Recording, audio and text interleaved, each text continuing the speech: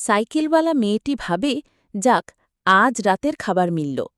সে হাসি মুখে বাড়ি যায়। বাড়িতে ঢুকেই মাছকা তার স্বামীকে দেয়। স্বামী আনন্দে বলে, ওহ, এত বড় মাছ! আজ তাহলে পাক করে ভালো খাওয়া হবে।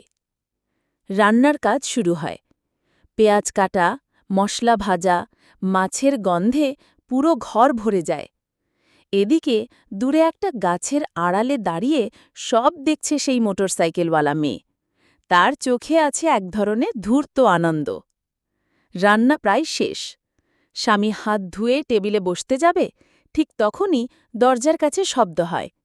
সেই মোটরসাইকেলওয়ালা মেয়ে ভেতরে ঢুকে মজা করে বলে, ওই, মাছটা আমার, ভুলে তোমাদের কাছে চলে গিয়েছিল, এখন নিয়ে যাচ্ছি। সবার মুখে হতভাগ ভাব। মাছ নিয়ে বেরিয়ে যায় সে, আর স্বামী মেয়েটি শুধু একে অপরের দিকে তাকিয়ে থাকে। সাইকেলওয়ালা মেয়েটি ভাবে, যাক, আজ রাতের খাবার মিলল। সে হাসি মুখে বাড়ি যায়। বাড়িতে ঢুকেই মাছটা তার স্বামীকে দেয়। স্বামী আনন্দে বলে, ওহ, এত বড় মাছ!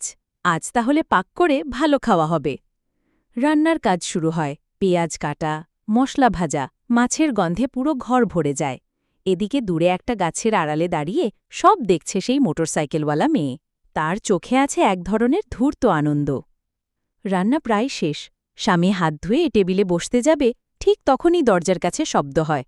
সেই মোটরসাইকেলওয়ালা মেয়ে ভেতরে ঢুকে মজা করে বলে, ওই মাছটা আমার, ভুলে তোমাদের কাছে চলে গিয়েছিল, এখন নিয়ে যাচ্ছি।